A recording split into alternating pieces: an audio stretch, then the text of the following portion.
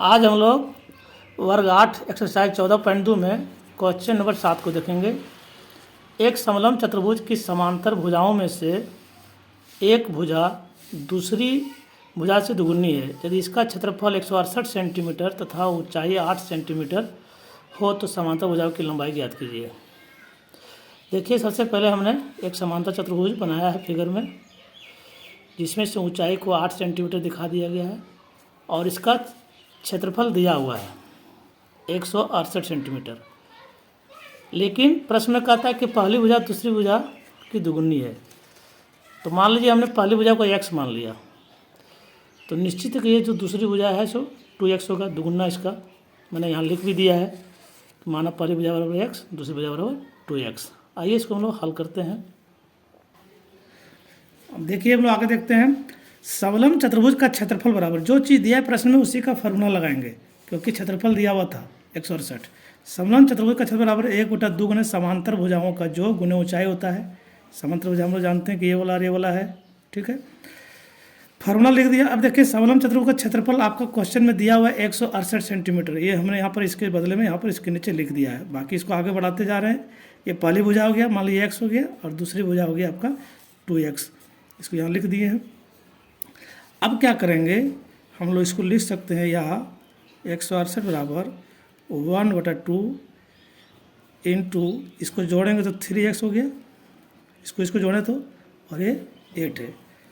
यहाँ से हम लोग लिख सकते हैं, ऊपर में हो जाएगा 24x और नीचे हो जाएगा 2। यहाँ कुछ नहीं, मतलब नीचे 1 है। यहाँ से हम लोग इसको क्रॉस मल्टीप्लिकेशन करेंगे, कोना कोने गुना करेंगे, ये इससे होगा और ये इससे होगा। 24x को 1 से गुना करेंगे तो उतना ही होगा, और 168 को 2 से गुना करेंगे। इसलिए x बराबर हम लोग लिख सकते हैं 168 गुना 2/24। इसको यदि काटेंगे हम लोग तो 24 से कट जाएगा,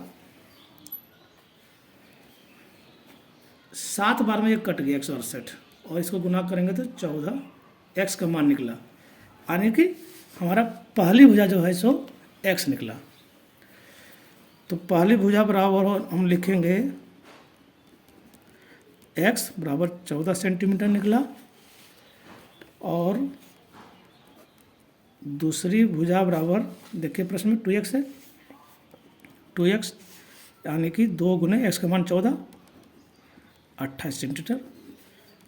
दोनों समांतर भुजाएं निकल गया। 8वां नंबर प्रश्न को देखिए।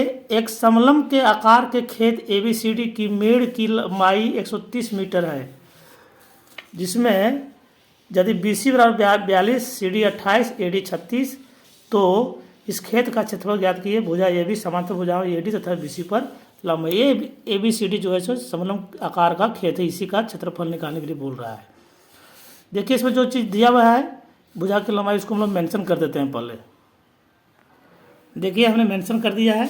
ये जो लिखा हुआ था BC, CD और AD का जो मान है हमने यहाँ पर मेंशन कर दिया। देखिए, AD 36 हो गया, ये 28 हो गया, ये जैसे ए नहीं दिया हुआ, ये लंब का काम करेगा। जैसे मान लीजिए किसी समलंब चतुर्भुज में ये लंब का काम करते हैं, इसको डॉट डॉट डॉट यहाँ मिलाएंगे तो ये लंब का ही काम करेगा। उसके बदले यहाँ पर ये लंब है, बिल्कुल ये वर्टिकल सीधा है, इसलिए ये लंब का काम करेगा। आइए देखते हैं इसे। देखिए, समलंब का क्षेत्रफल निकालने के लिए हमें ऊंचाई चाहिए। ऊंचाई दिया हुआ है नहीं, और हमें जब तक ऊंचाई नहीं निकलेगा तो ये प्रश्न का आंसर नहीं हल होगा। तो सबसे पहले देखिए, ये जो है दिया हुआ भुजाओं की लंबाई जो दिया हुआ है, ये आपका परिमाप हो गया। जो चारों भुजा को आपस में मापेंगे तो ये परिमाप का काम करेगा। तो हम लोग लिख सकते हैं कि मान लीजिए इसे कुछ नहीं पता है तो x मान सकते हैं, या ए बी ही रहने देते हैं, इसको ए बी रहने तो कुछ नहीं लिखते हैं, चलिए रहने देते हैं इसे।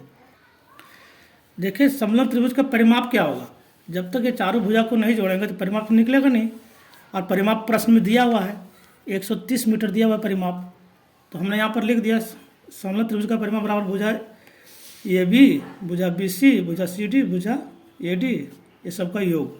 ये 130 दिया हुआ है, यहाँ मैंने 130 लिख दिया इसके बदले में, और ये भी रह गया। BC, CD, AD सबका मान दिया हुआ है यहाँ पर। देखिए, सब दिया हुआ, सबको यहाँ पर रख दिए हैं। रख देने पर हम देखते हैं कि 130 बराबर AB प्लस ये सभी को जोड़ते हैं तो 106 आता है। यहाँ से हमारा AB निकल जाएगा। AB क्या निकल जाएगा, 130 माइनस 106 हम लिख सकते हैं, यानी कि AB बराबर 106 घटा यानी कि 24 सेंटीमीटर निकल गया। ये हमारा ए बी निकल गया 24 सेंटीमीटर, यानी कि ये ऊंचाई का काम करेगा। अब हमारा जो है समलंब का क्षेत्रफल का फॉर्मूला लगा देंगे। अब फार्मूला लगा दिए, समलंब चतुर्भुज का क्षेत्र बराबर 1/2 गुना समांतर भुजाओं को जो गुना ऊंचाई। यहाँ से हम लोग लिख सकते हैं 1/2 गुना समांतर भुजा कौन कौन सा हुआ, ये 36 हुआ और ये 42 हुआ। 36 + 42 गुने ऊंचाई तो अभी निकला है, अभी ये भी बराबर 24 निकला, ये ऊंचाई का काम करेगा। इसी को हल करेंगे, देखिए इसी को हल करते हैं। इसको जोड़े 78 आ गया, इंटू 24 हो गया, ये कट जाएगा 12 बार में। इसको गुना किए 12 96 के 6 बाकी 9 12 84 94 93 936 सेंटीमीटर स्क्वायर इस समलंब के आकार के खेत का क्षेत्रफल निकल गया। 9वां नंबर प्रश्न को देखिए, समचतुर्भुज के क्षेत्रफल ज्ञात कीजिए जिनके विकर्ण है। विकर्ण क्या क्या दिया हुआ है, पहला विकर्ण 16 और दूसरा विकर्ण 30 सेंटीमीटर दिया हुआ है। ये देखिए बड़ा ही आसान प्रश्न है। समचतुर्भुज का क्षेत्रफल बराबर होता है फॉर्मूला 1/2 गुने d1 गुने d2। d1 और d2 मतलब हो गया पहला विकर्ण गुने दूसरा विकर्ण। विकर्ण का अंग्रेजी तो डायगोनल, इसलिए शॉर्ट में d1 d2 लिखा गया है। ये फार्मूला हो गया, इसको आपको याद रखना है। तो विकर्ण दोनों दिया हुआ है, इसको बैठा दीजिए 1/2 गुने पहला विकर्ण कितना है 16, दूसरा विकर्ण कितना है 30, कट गया 8 बार में, 8 × 3 = 24, 240 सेंटीमीटर स्क्वायर इस प्रश्न का आंसर हो गया। दूसरा प्रश्न देखिए, बहुत आसान है, इसको मैंने बैठा दिया 1/2 गुना, दोनों विकर्ण है, इसको गुना के रूप में लिखे हैं, ये कट गया और इसको 6 को इससे गुना किए 45 पूरा पूरा। देखिए गुना करके दिखा देते यदि आप लोग को दिक्कत है। मान लीजिए जैसा गुना कर तो वैसा ही करना है। 6 × 5 = 30 के 0 बाकी 3 6 × 42 3 45। एक अंक में दशमलव तो एक अंक में दशमलव यहाँ पर गिनिए 45.0 आने की, इसको हम लोग 45 सेंटीमीटर स्क्वायर पूरा पूरी लिख सकते हैं। इसी प्रकार सी नंबर देखिए, 1/2 गुने 9.6 गुने 4.5, यहाँ इसको काट सकते हैं ऐसे भी दिमाग लगा करके। 2 × 4 = 8 दशमलव एक था, यहाँ 6 उतरा 16 हो जाएगा, 2 × 8 = 16। अब 4.8 को 4.5 से गुना करना है।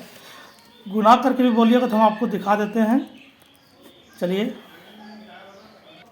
देखिए जैसे गुना होता है वैसे हमने कर दिया है। सिर्फ यहाँ क्या होगा कि यहाँ 1 अंक में दशमलव और यहाँ 1 अंक में दशमलव, यानी कि इधर से 2 अंक गिन लेंगे और दशमलव बैठा देंगे। 1 2 यहाँ बैठा दिए 21.60, तो 21.60 सेंटीमीटर स्क्वायर इसका आंसर हो जाएगा इस प्रश्न का।